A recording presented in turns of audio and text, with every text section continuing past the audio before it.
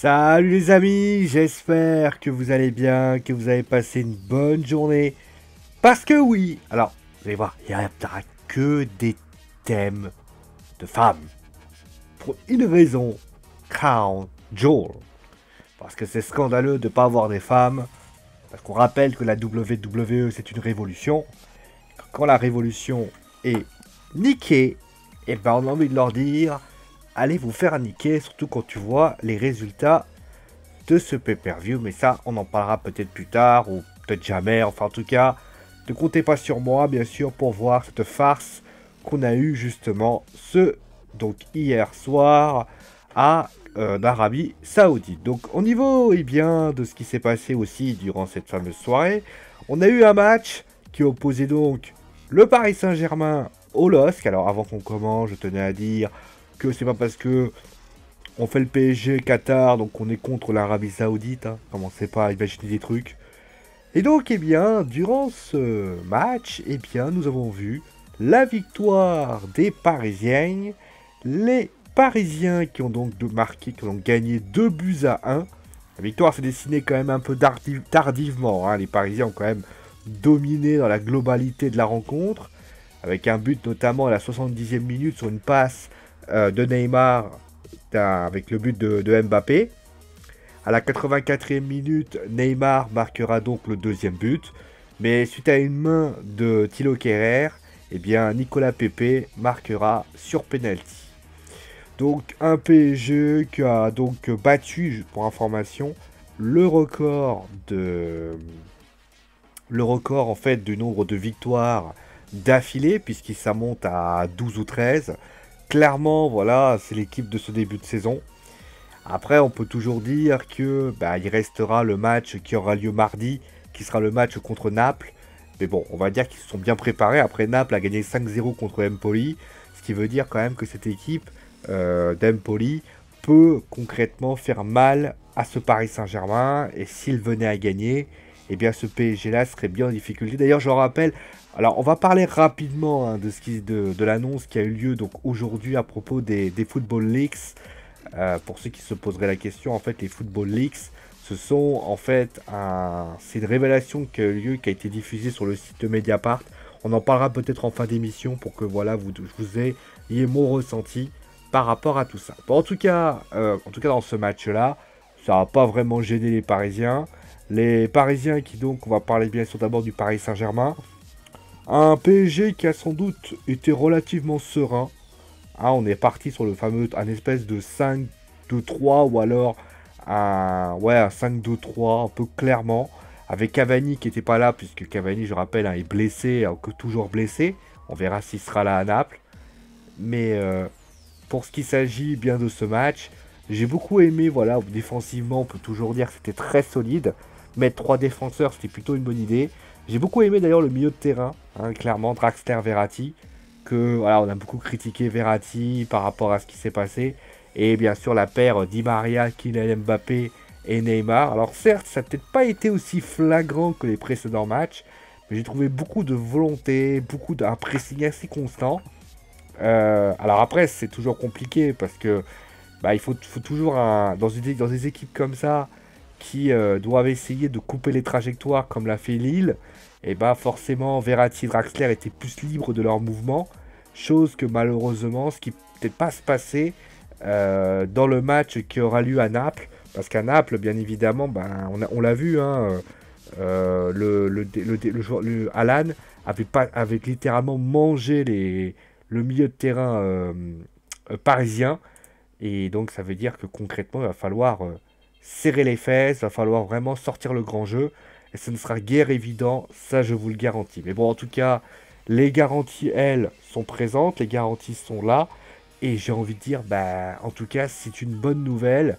À quelques jours de Naples, il n'y a pas vraiment de défaut dans ce qui s'est passé. Après, moi, les défauts que je pourrais donner, c'est que cette équipe, je trouve que il n'y avait pas beaucoup de jeu latéral sur les côtés, notamment de la part de Meunier et Bernat, chose qu'il va y avoir contre Naples. Et si Bernat est aussi peu rassurant, je ne l'ai pas trouvé si serein que ça. Certes, il a fait des montées offensives, mais défensivement, il doit faire plus. Et je l'ai trouvé encore une nouvelle fois, je me dis, mais il doit faire plus, beaucoup plus. Mais on va dire d'un point de vue défensif, mais après il a tellement eu peu d'action envers lui pour faire briller sa partie défensive que finalement sa partition reste bonne. Mais est-ce qu'elle sera bonne contre Naples? C'est la grande question que toute la France se pose. Et c'est ça que moi j'attends vraiment, c'est la grosse interrogation, c'est qu'est-ce que fera le PSG contre Naples?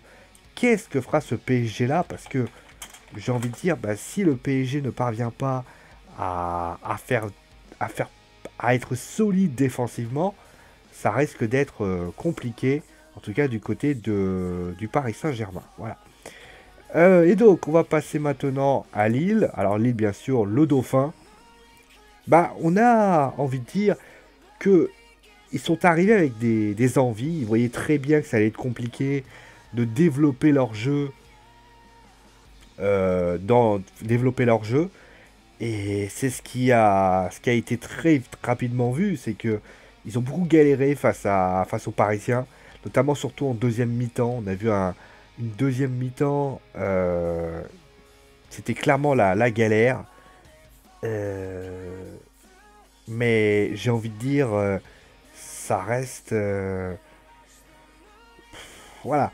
Je pense que c'est une équipe encore très jeune. C'est une équipe qui a besoin de développer ses capacités défensives, ses capacités offensives, d'être plus régulier. Mais c'est vrai que c'est une équipe qui pour moi va aller loin dans cette saison. Après moi, ce qui me gêne beaucoup, je le dis clairement, c'est que cette équipe-là ne sera sans doute pas la même l'année prochaine. Elle est très impressionnante cette saison, mais clairement, ça sera pas le.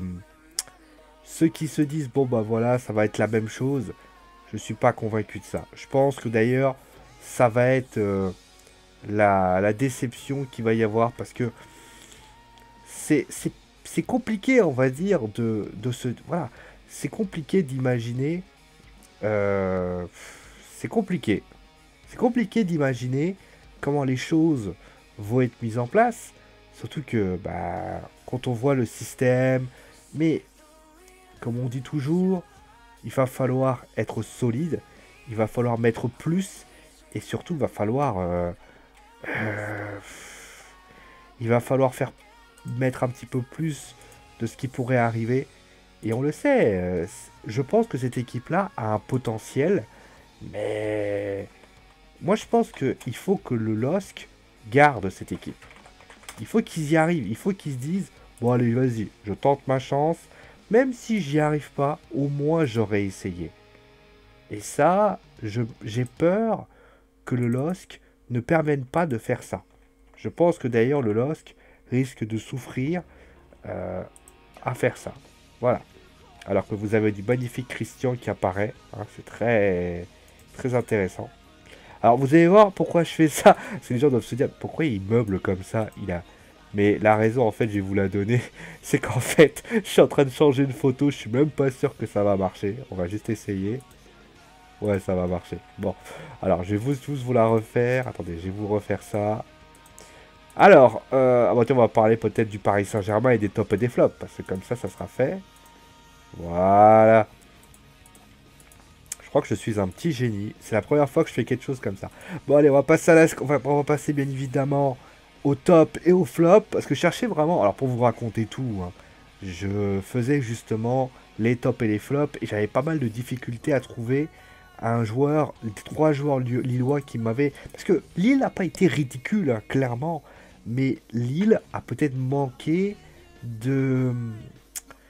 Lille a peut-être manqué voilà, de folie. Et c'est peut-être ça qu'on pourra regretter dans ce match.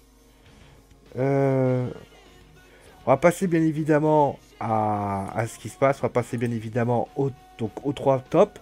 J'aurais mieux lui mettre un Lillois, c'est-à-dire Fonte, que j'ai trouvé très bon dans ce match. J'ai trouvé très dynamique, très rassurant. Certes, la défense n'a pas toujours rassuré. Mais j'ai trouvé voilà, avec Soumaoro, les deux, je les ai trouvés excellents. Et il faut pas, voilà, le résultat est peut-être un peu dur, mais moi j'ai trouvé franchement qu'il y avait une certaine qualité qui était proposée par rapport à ça. Voilà. Le deuxième, bah, c'est l'homme qui malheureusement s'est fait contrôler. c'est Marco Verratti. Et parce que notre Marco, ben, n'a pas été très sage cette semaine, puisqu'il a été contrôlé donc avec un taux d'alcoolémie assez impressionnant. Et finalement, ben, ça s'est bien passé. Ça s'est bien passé, il a été disponible, la petite passe lui a fait du bien. Après, Marco, c'est comme celui qui va arriver là, on les attend mardi finalement. Parce que Neymar, on le sait, passe décisive, un but, il est capable de faire des choses incroyables. Verratti, c'est la même chose, mais les deux doivent hausser leur niveau de jeu et élever leur niveau pour être, on va dire, au-dessus de tout ça. C'est à Naples qu'on va aller voir. Si à Naples, ils sont capables d'élever leur niveau et de sortir le grand jeu, mais moi, je peux vous dire que ça va être sans doute l'une des plus belles prestations. Mais encore une fois, ça sera pas facile. Et moi, je pense que ça va être sans doute l'un des matchs les plus difficiles du Paris Saint-Germain. Mais ces deux-là, s'ils sont au diapason avec Kylian, avec d'autres, ça sera sans doute le match du PSG. En tout cas, moi j'ai trouvé d'ailleurs, on a beaucoup parlé justement, on n'a pas parlé la semaine dernière parce que j'étais sur le Classico espagnol, des choix de Thomas Tuchel de vouloir voilà, faire sanctionner. J'ai trouvé que c'était bien. Je trouvais que c'était bien. Je trouve que la gestion de Thomas Tuchel aussi est bien à souligner. Voilà, les joueurs sont concernés, tous les joueurs sont concernés, et je trouve que c'est très bien, et bravo tout ça. Voilà. On passe maintenant au flop. Ah, ça a marché. On passe maintenant au flop avec le numéro 3. Bah, le numéro 3, alors, je sais que ça peut paraître étonnant de l'avoir mis, parce que c'est vrai que Pepe a marqué, hein, clairement, mais je suis désolé, c'est pas suffisant. C'est lui qui aurait dû être le dynamiteur. C'est lui qui aurait dû être celui qui aurait dû y aller, mettre le feu. Et il n'a pas été. Alors certes, Iconé était peut-être un peu plus. Mais Iconé et lui, de toute façon, on va pas très clair. Hein, Iconé et lui font partie, et Bamba, par la même occasion, sont les trois qui m'ont beaucoup déçu. Voilà, les trois, je les ai trouvés toujours à vouloir défendre. Et c'est trop peu sur deux. Voilà, il fallait rivaliser, même si tu prends une valise, c'est pas grave. Mais là, clairement, moi, j'ai pas trouvé. J'ai trouvé que le fait de vouloir trop attendre, bah au final, bah, c'est eux qui ont trop attendu. Et le moment. Et Pépé, pourquoi je le mets plus que les autres? C'est parce que je trouve que faut pas qu'on se cache derrière son but. Il a marqué un but, c'est un fait, on va pas se mentir. Mais ce but ne cache pas les difficultés offensives des Lillois. Surtout que, bah regardez, bah Léao, pour moi, ça a été une catastrophe. Léao aujourd'hui, bah on va pas se mentir, hein, c'est une catastrophe. Il a été, alors je dis pas que les autres matchs il a été bon, hein, mais je l'ai trouvé esselé. J'ai pas trouvé, voilà, on aurait dit qu'il n'arrivait pas à s'en sortir. Alors après. C'était vraiment fantomatique. Et Léao, bah, malheureusement, bah, c'est une déception. Pour ce pauvre, je crois que voilà, la réalité, elle est là. Léao, c'est une déception par rapport à tout ça. Et le premier, eh bien, c'est tout simplement, bah oui, Seika. Alors certes, Thiago Mendes, c'était pareil. Bah, au milieu de terrain, à un moment donné, les Parisiens ont dominé cette rencontre de la tête et des épaules. Et si c'est le cas, eh bien c'est parce qu'à un moment donné, bah, les Lillois au milieu de terrain n'ont pas été à la hauteur de l'événement. Et ça, j'ai envie de vous dire, cela s'est ressenti, cela a été douloureux. Et malheureusement, les Lillois n'ont pas su faire ce qu'il fallait. Voilà, Zeka, numéro 1 au niveau du flop 1. Après, comme je l'ai expliqué, cette défaite, elle n'est pas humiliante, loin de là. Ils perdent pas avec une valise, ils perdent que 2-1. C'est pas une équipe ridicule. Ils auront la possibilité de se reprendre. Mais comme vous avez bien compris, on aurait tous aimé voilà, un duel un peu plus réactif. Mais je pense que les Lillois, c'est la leçon qu'on pourrait donner dans ce match. c'est que la prochaine fois, ils donneront tout et pas juste 50% de leur capacité.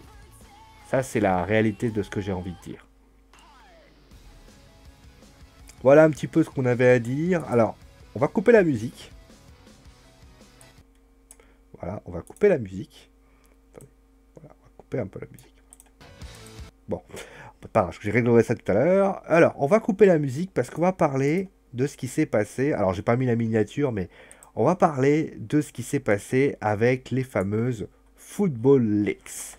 Alors, les Football Leaks, c'est quelque chose qui est en rapport. Alors, Football Leaks, forcément, c'est le football, et notamment lié au fair play financier. Alors, pour ceux qui n'auraient pas compris, euh, comment vous expliquer ça? Euh, il semblerait qu'il y a une rumeur qui a coulé donc de la part de Mediapart qui dit que Michel Platini et donc Gianni Infantino auraient, entre guillemets, fait que... alors les Football Leaks, pour ceux qui se demandent, c'est en fait tout simplement des documents de football européen qui auraient sorti, Mediapart s'en serait procuré.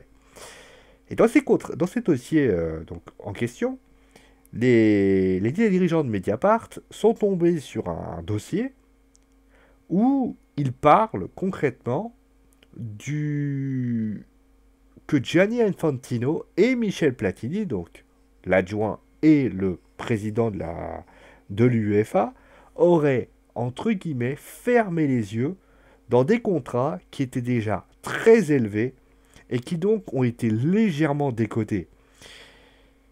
Et donc, eh bien, concrètement, on a pas mal de rumeurs qui ont circulé. Alors, je vais bien sûr répondre à ce qui s'est passé. Donc, a priori, l'UEFA aurait exigé notamment que, avec, vous savez, le fonds fameux QTA, le fameux contrat qui pose problème, eh bien que cela cesse en 2019, ce qui est étonnant, hein, clairement.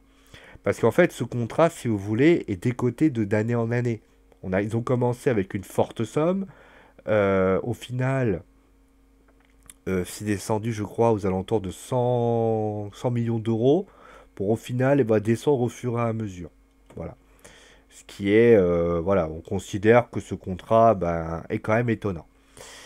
Et donc, concrètement, le PSG a répondu. Hein, le PSG, d'ailleurs, de la part de Jean-Claude Blanc, qui était sur Canal à ce moment-là, ils ont ouvertement dit qu'ils travaillaient toujours avec l'UEFA, qu'ils n'avaient clairement aucun souci, souci particulier par rapport à ça, qu'ils sont transparents, que pour eux, il n'y avait... D'ailleurs, j'ai trouvé que de la part de Jean-Claude Blanc une certaine sérénité, parce que clairement, c'est pas genre. Parce qu'il faut quand même rappeler une chose, hein, ils sont pas en train de parler juste d'une petite sanction financière. Ils sont en train de parler de d'un vrai problème que j'appelle c'est moi, d'un vrai problème qui peut entraîner la sanction et l'exclusion de la Ligue des Champions.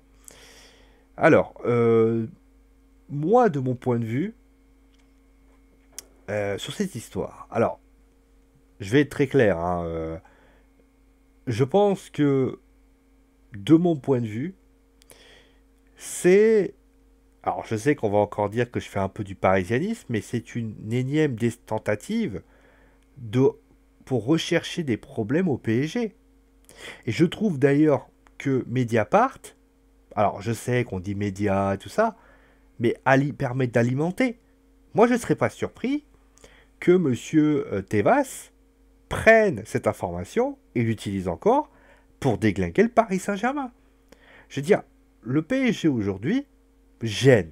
Alors, je vais quand même... Alors, on va parler des mauvais côtés. C'est vrai que peut-être que le PSG a, entre guillemets, fait des contrats de sponsoring et les a peut-être et se sont dit, bon, on va utiliser ce qui se passe au Qatar. C'est vrai que si c'est par rapport à l'État, ça peut paraître un peu gênant. Parce que, bien évidemment, quand vous êtes dans l'État, c'est l'État. Je veux dire, c'est comme si, par exemple, alors même si la mairie de Paris le faisait à une époque, c'est comme si l'Espagne disait, bon, on va appeler ça l'Espagne Compagnie, et on va faire en sorte que c'est pour l'histoire de tourisme. C'était un peu trop gros. Et si ce contrat-là est problématique, moi je me pose une question, c'est pourquoi l'avoir pas annulé dès le départ, il y a quelques années, lorsqu'ils ont eu la première sanction. Moi j'aurais été à la place de l'UEFA à l'époque, alors après je suis pas en train de dire que cela a été mal donné, mais moi j'aurais aimé que Gianni Infantino et donc Michel Platini disent, écoutez, tous les autres contrats que vous avez, ils tiennent la route, mais je vous préviens, celui que vous avez là, le contrat QTA, nous, on vous le laisse pour cette année, parce qu'on considère que vous ne saviez pas, etc. Mais l'année prochaine, vous me le retirez. Il y a eu quand même des gens à l'UEFA. Il faut savoir qu'on dit souvent qu'il y a cette indépendance avec tout ça. Maintenant, aussi, deuxième point. Alors, et ça, c'est vrai que si ça posait problème, il doit être retiré, ce contrat.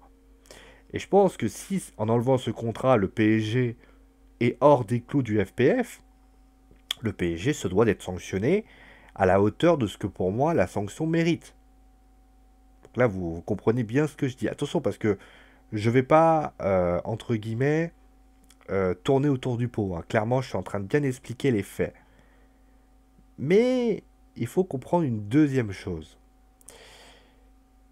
Ça ressemble clairement, encore une fois, à ce qui se passe depuis que le PSG a acheté Neymar et Mbappé. Je suis désolé, à un moment donné, moi j'ai rien contre... moi je pars du principe que si le PSG... je vais vous dire le fond de ma pensée. Si le PSG avait été sanctionné au mois de juillet, moi j'aurais dit ok. Les mecs, ils ont voulu se prendre pour des sultans pachas. Ils ont fait de la merde. Clairement, allez vous faire foutre. Sauf que, au mois de juin, ils ont été sanctionnés. Ils n'ont pas été sanctionnés. Et du jour, et parce que ça a commencé, et je suis certain qu'il y a eu des petits bruitages de ci et de ça, de là, pour dire, ouais, ça va pas ça, ouais, ça va pas ça. Moi, je continue à dire que si tu veux être juste, il faut alors regarder aussi au niveau de Manchester City, qui a dépensé beaucoup l'année dernière, plus que le Paris Saint-Germain, avec sans doute des salaires encore plus importants. Regardez Manchester United, ils ont énormément dépensé aussi. Pourquoi on ne les regarde pas de ce côté-là? Moi, je suis désolé, quand je regarde ça et quand j'entends ça, ça me gêne. J'ai l'impression qu'en fait, vous savez, c'est comme les tuches. Les tuches, si vous vous souvenez bien du truc, les tuches, c'est au début, c'est des mecs lambda, des mecs un peu paysans. Ils ont décidé, ils gagnent au loto, donc ils se disent voilà, bon, on va aller à Monaco, machin. Et au final, les mecs, ils te répondent mais vous n'êtes pas comme nous, hein. Et c'est ça l'impression que j'ai. C'est qu'en réalité, le Barça et le Real et d'autres équipes, quand ils ont, vous imaginez qu'ils allaient récupérer des Ibra et tout, ils se sont dit bon, laissez-les jouer. Quand ils ont pris Neymar et Mbappé, là, ça a gêné. Et là, moi, j'ai envie de dire non. Et ils cherchent à les sanctionner pour que les deux joueurs se barrent et qu'on leur dise maintenant, c'est retourner à votre place là-bas, là. Et moi, j'ai envie de dire mais non. D'où vous décidez. Et c'est ça qui me gêne. C'est que moi, je pense que il faut être juste. Et quand je dis juste dans la procédure. Si, clairement, il y a des contrats de sponsoring qui étaient mal faits, il fallait sanctionner à l'époque. Il fallait pas sanctionner maintenant. Maintenant, c'est trop tard. Moi, de mon point de vue, j'ai même ce sentiment que c'est tellement trop tard que ça devient limite une blague, cette enquête. Elle est reportée tout le temps. C'est même à se demander, parce que, regardez, moi, je suis pas forcément parisien, mais c'est même à se demander si le P... D'ailleurs, même Jean-Michel Aulas s'est rangé du côté du Paris Saint-Germain. C'est pour dire à quel point, même lui, il se dit, il y a un problème. Parce que quand il y a eu ça, lui, il s'est dit, bon... Parce que moi, je prends Jean-Michel Aulas comme exemple, hein. Au début, il s'est dit, ouais, bon, ils ont déconné. Quand, en mois de juillet, alors tu vas me dire, c'est pas un problème de jardinier, hein. Parce que s'il y avait que l'histoire de jardinier, ça serait si simple. Il s'est dit, ouais, bon. Et là, ok, bon, il n'était pas d'accord, mais il a accepté. Et là, d'un seul coup, il change. Ils disent, bon, on va réexaminer le dossier. C'est comme si vous, Un mec ne fait pas appel et finalement il réexamine. Non. Moi je pense qu'il y avait quelque chose qui n'allait pas et les gens n'ont pas apprécié ça. Voilà. Après, je ne vais pas commencer à rentrer dans les détails, c'est trop compliqué. Mais je pense que moi, du côté du PSG, je les trouve très gentils et très patients. Moi, j'aurais peut-être été à la place de certains dirigeants. Je n'aurais pas été comme ça. J'aurais même été plutôt vindicatif. Et je pense même ce qu'ils aident encore plus le PSG. Et je pense qu'il y a beaucoup de dirigeants, et d'ailleurs, je tiens à le dire, et ça, c'est même pas moi qui le dis, c'est un fait. Je pense que beaucoup de dirigeants aujourd'hui voyeraient plutôt d'un bel œil que le PSG se fasse éliminer de leur Ligue des Champions, qu'ils aillent se dégager, qu'ils retournent à leur place, et comme ça, clairement, eh ben, ils passeront pour des branquignoles. Réfléchissez à ce que je vous dis, et vous savez, le Parisien un peu parano pourrait imaginer qu'on a mis Naples et Liverpool pour un petit peu les faire chier. Voilà un petit peu ce qu'on pouvait dire par rapport à cette histoire. Alors bien évidemment, je ne peux pas vous donner tous les détails, je n'ai pas tous les détails, je ne suis pas Romain Molina, et si un jour je le deviens, je serai tellement heureux, je vous jure, je serai l'homme le plus heureux du monde. Mais en tout cas, merci à vous tous d'avoir suivi l'émission, je vous fais des gros bisous, et je vous dis à très vite bien évidemment pour un nouvel épisode de Foot Zone. Allez, prenez soin de vous, demain, Wrestling Show 21h, hein, ne loupez pas l'émission, d'ici là, portez-vous bien, et ciao tout le monde, ciao.